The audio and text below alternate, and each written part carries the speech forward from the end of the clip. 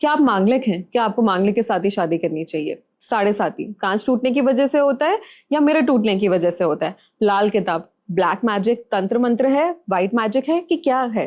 या फिर ऐसी चीजें हमारी लाइफ में एग्जिस्ट करती भी हैं कि नहीं? ऐसे बहुत सारे मिथ्स, और ये मिथ्स हमने बस्ट करे हैं आचार्य डिंपल जी के साथ इस एपिसोड में। अगर ये आपको थोड़ा क्यूरियोसिटी जनरेट करता है तो ये एपिसोड आपके लिए, देखते रहिए।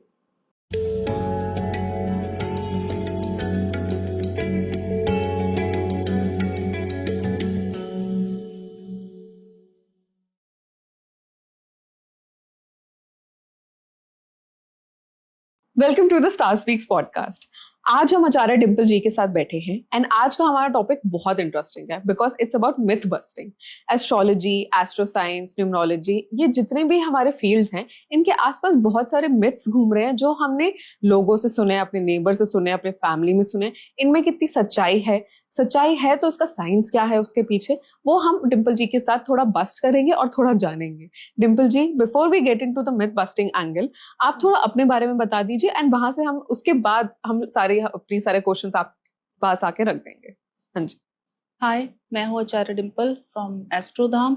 मैं पिछले 10 सालों से एस्ट्रोलॉजी कर रही हूँ और एस्ट्रोलॉजी के कोर्स करवा रही हूँ।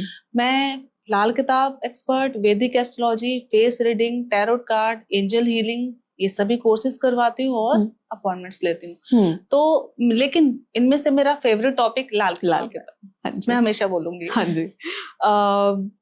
लाल किताब पे आने से पहले मैं थोड़े जो कॉमन मिथ्स है ना उनके बारे में हम बात कर लेते हैं। तो एक चीज है जो बचपन से फैमिलीज में बहुत हम लोगों ने सुना है कि इसकी तो साढ़े साती चल रही है। अब ये है क्या साढ़े साती? आप पहले थोड़ा सा ये बता दीजिए एंड फिर होता है कि नहीं होता है थोड़ा उसमें हम घुसेंगे। ठीक है। ये वैदिक एस्ट्रोलॉजी का टॉपिक है, साढ़े साती। ठीक है। साढ़े साती वगैरह मैं नहीं बोलूंगी कि जिंदगी बर्बाद कर देती है और अच्छा, ठीक है, जो भी आपको सेलिब्रिटी बूस्ट करे हुए मिलेंगे वो साढ़े साती में मिलेंगे। ठीक है। जो भी लाइफ में ग्रोथ आएगी ना वो साढ़े साती में आएगी, और बहुत बड़ा अगर डाउनफॉल आया ना तो लाइफ में साढ़े साती का। ओके। इसको बोला जाता है कि कर्मस, क्योंकि शनि कर्म फल दाता है, सबने सुना है, तो कर्मस थ्योरी है। लेकिन होता कैसे है ये, आपकी साढ़े साती कैसे मतलब आपको अच्छा या बुरा असर देती है? आपके हॉरोस्कोप में सबसे पहले जो लग्न चार्ट है, आप कोई भी एप्लीकेशन से आप अपना नाम, डेट ऑफ बर्थ और बर्थ डिटेल डाल के आप अपना चार्ट बनाओ पहले तो। ठीक है। आपके हॉरोस्कोप में चंद्रमा जहां प्लेसमेंट है उससे जब एक पीछे वाले घर में शनि का ट्रांजिट होगा तो उसको साढ़े साती की शुरुआत बोलते हैं, मतलब पहले 2.5 साल। ओके। फिर उसके बाद शनि ट्रांजिट करेंगे 2.5 साल बाद, एक राशि वो 2.5 साल रहते हैं और 2.5 साल बाद वो राशि को चेंज कर देते हैं। ठीक है। फिर चंद्रमा के ऊपर, मतलब चंद्रमा से शनि मिले तो वो साढ़े साती का सेकंड फेज है।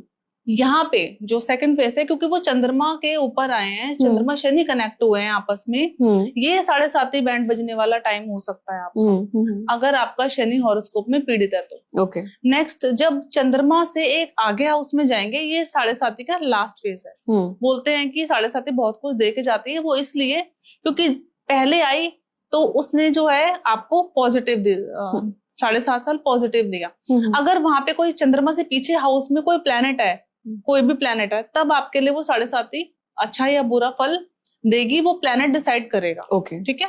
मंगल के ऊपर है तो नेगेटिव हो सकता है। ठीक है। आपको ब्लड से रिलेटेड प्रॉब्लम, हेल्थ इश्यू, भाइयों से अनबन हो सकती है। अगर सूर्य के ऊपर है तो गवर्नमेंट से रिलेटेड दिक्कत हो सकती है। ओके। ठीक है। अगर सन पॉजिटिव है तो जरूरी नहीं है। ठीक है। वो प्लैनेट डिसाइड करेगा।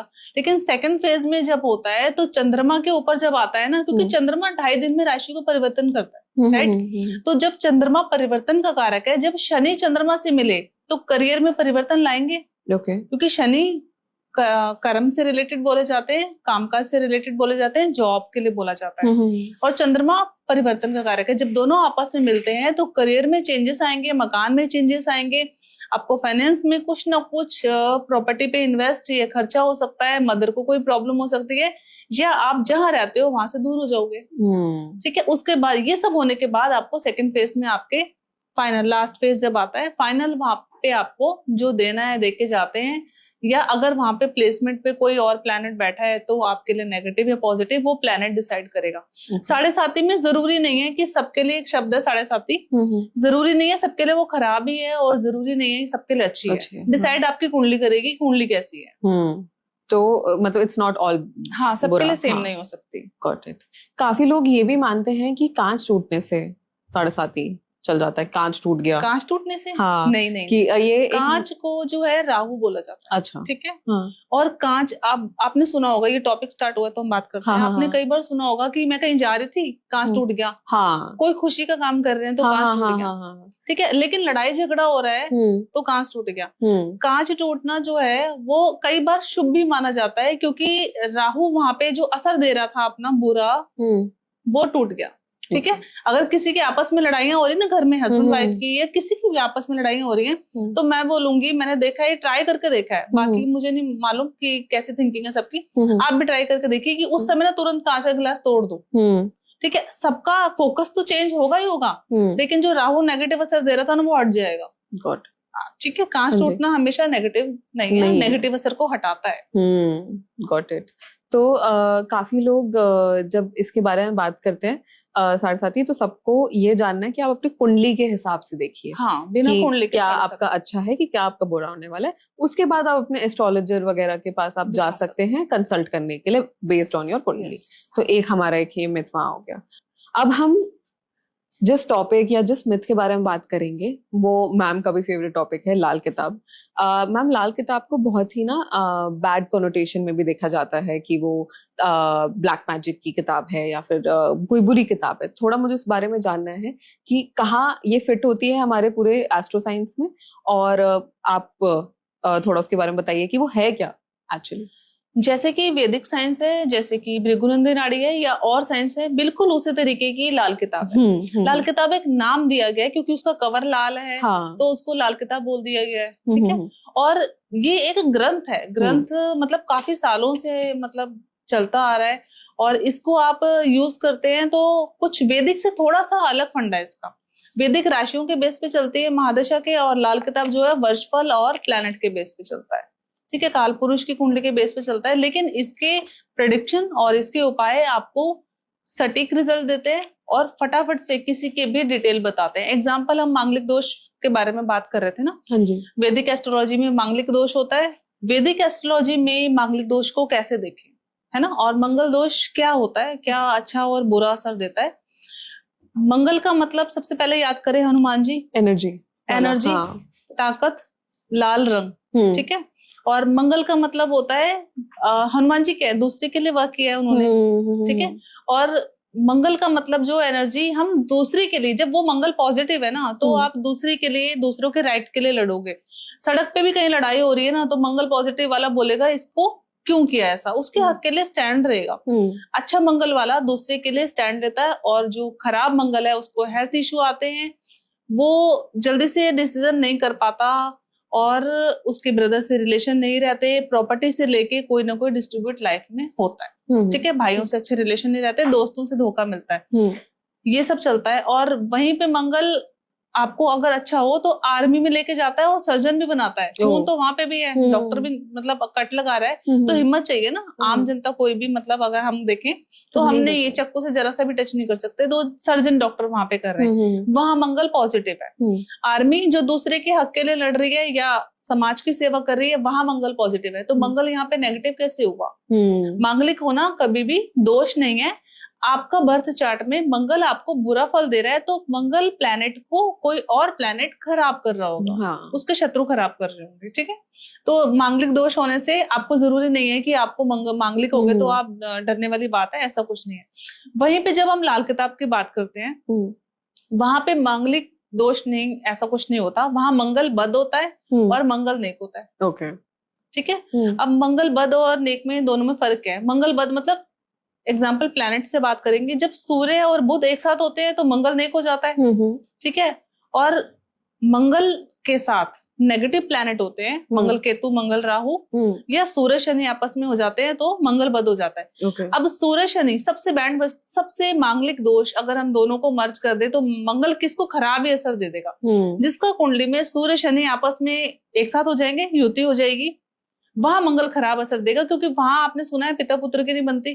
ठीक है, सूर्य शनि जब एक साथ है तो मंगल बद होगा, सूर्य शनि एक साथ है शुक्र खराब होगा, सूर्य शनि एक साथ है तो राहु नीच हो जाएगा। तो यहाँ पे जो है पूरी स्टोरी कुंडली की खराब हो गई। ठीक है, यहाँ पे अगर ठीक करना चाहते हैं मंगल को तो हम रेमेडी करेंगे सूर्य से नेगेटिव प्लैनेट्स को दूर करने की। ठीक है, वही मंगल अगर नेगेटिव आपको मंगल बद के असर आ रहे हैं तो क्या होगा, घर के आसपास कोई ना कोई प्रेस वाला होगा, आपके घर के आसपास कोई प्रेस वाला होगा, बेरी का पेड़ होगा, कीकर का पेड़ होगा, आपके घर में कोई भट्टी लगाई होगी, साउथ की एंट्री होगी। साउथ की एंट्री अगर हो और मंगल बद का सिम्टम हो तब तो बैंड ही बज जाएगी लाइफ में। वहां पे कभी भी सूर्य शनि एक साथ हो, मंगल बद है मतलब कुंडली में, तो साउथ की एंट्री में नहीं रहना। आपको वहां पे दोष लग सकता है, कोई ना कोई लाइफ में स्ट्रगल आ सकती है, कर्जे चढ़ सकते हैं, डाउनफॉल आ सकता है, आप ग्रोथ नहीं पा सकते। ठीक है, तो मांगलिक और मंगल बद दोनों आपको अच्छा और बुरा असर तब देते हैं जब आपकी हॉरोस्कोप में मंगल पूरी तरीके से जब पीड़ित हो जाता है, जैसे कि अभी बताया सूर्य शनि की वजह से। जैसे मैम आपने एक छोटा सा एग्जाम्पल भी दिया था कि अगर घर की इस तरफ से एंट्री है तो उससे भी चीजें खराब होती हैं। अब कुछ चीजें लाइफ में ऐसी होती हैं जो आप इमिडिएटली नहीं कर पाओगे चेंज, तो उनके लिए रेमेडीज हेल्प करती है हमें। जैसे फॉर एग्जाम्पल जैसे आपने बताया कि अगर ये हुआ तो इसमें लाइफ में बहुत बुरा हो सकता है। तो ये सारी कुछ ऐसी चीजें होती है कि अब अगर घर यही है तो हम एंट्री नहीं चेंज कर पा रहे हैं, तो रेमेडीज हमें हेल्प करती हैं इन सब चीजों में। बिल्कुल, रेमेडीज हेल्प करती हैं। सबसे पहले अगर सूर्य शनि एक साथ है ना तो घर में तंदूर की भट्टी नहीं होनी चाहिए। ठीक है, और बुध को अच्छा करो, मंगल को अच्छा करो, साउथ की एंट्री में मत रहो सबसे पहले। अगर ले चुके हो मकान और अभी बेचने की कंडीशन नहीं है तो साउथ की एंट्री पे हनुमान जी की, पंचमुखी हनुमान जी की फोटो लगा दो। वो मंगल नेक है। ठीक है, मंगल बद के असर को दूर करते हैं मंगल नेक का असर। मंगल नेक का असर पंचमुखी हनुमान जी आपके घर में अगर हैं या आपने आपके डोर पे साउथ की एंट्री वाले डोर पे लगाया हुआ है तो आप लगाने के 1 वीक में देखोगे कि आपको पॉजिटिव रिजल्ट आने लगेंगे। Got it. तो अगर किसी की लाइफ में कुछ ऐसा कुछ चल रहा है, हमें लाल किताब या किसी भी तरीके से या हम आपके वजह से किसी के वजह से हम कंसल्टेशन के लिए आते हैं एंड हमें पता चलता है कि ये इश्यू हो रहा है एंड कुछ भी अगर सॉल्व नहीं हो, मतलब इमिडिएटली ऐसे घर नहीं चेंज हो सकता या करियर नहीं चेंज हो सकता, तो रेमेडी से हमें राहत मिल सकती है। बिल्कुल मिल सकती है। वो आप उसको टेम्परेरी कहेंगे या परमानेंट?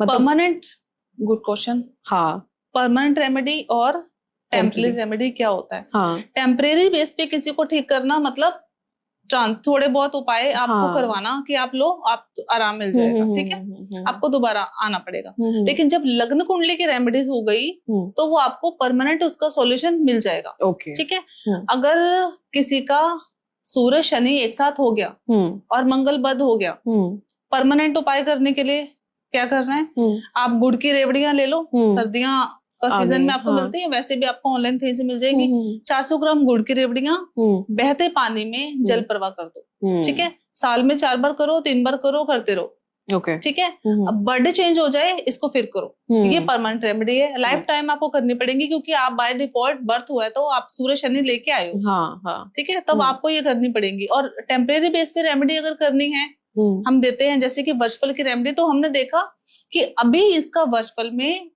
वर्षफल में सूर्य शनि या प्लैनेट जो है वो 8th हाउस में है, 12th हाउस में है और वो आपको परेशान कर रहे हैं। तो हम वर्षफल की रेमेडी देंगे कि ऐसा करो कि आप जो है सूरज की चीजें लगातार मंदिर में 8 दिन तक दे दो, क्योंकि वो 8th हाउस में है तो 8 दिन में दे दो, तो आपकी प्रॉब्लम सॉल्व हो जाएगी। आपके रियली आप देखोगे ट्रस्टेड कि आप प्रॉब्लम इतना अगर आप रेमेडी करोगे इतने में आपकी प्रॉब्लम सॉल्व हो ही जाएगी।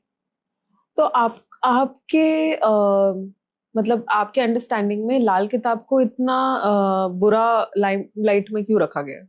मतलब वहां पे उसके ओरिजिन की वजह से, उसके नुस्खों की वजह से, या उसमें जो लिखा हुआ है उसकी वजह से, मतलब इतना उसको इस नजर से क्यों देखा जाता है? नहीं, मैं कहूंगी कि किसी टॉपिक पे बारे में जब हमें पता नहीं होता ना तो हम इस टॉपिक की बातें कर लेते हैं, अच्छी बुरी बातें, वो कहानियां सी हो जाती हैं। ठीक है, तो लाल किताब लेकिन ऐसा कुछ भी नहीं है। लाल किताब बस उसका नाम है। वैदिक एस्ट्रोलॉजी नाम है, वेदों से चलती आ रही है। लाल किताब उसका कवर है, इसलिए उसका नाम है लाल किताब। ठीक है, उसको इजिली, जैसे कि हम कोई भी धार्मिक किताब घर में रखते हैं ठीक है, वैदिक एस्ट्रोलॉजी की रखते हैं। आप लाल किताब की बुक भी घर में रख सकते हो, ऐसा कोई डरने वाली बात नहीं है। लेकिन हाँ, उसका जैसे जिस बुक जो रेडी है उसको वैसे ही रखिए, कि किसी भी ग्रंथ को छेड़ने की, छेड़छाड़ करने की हम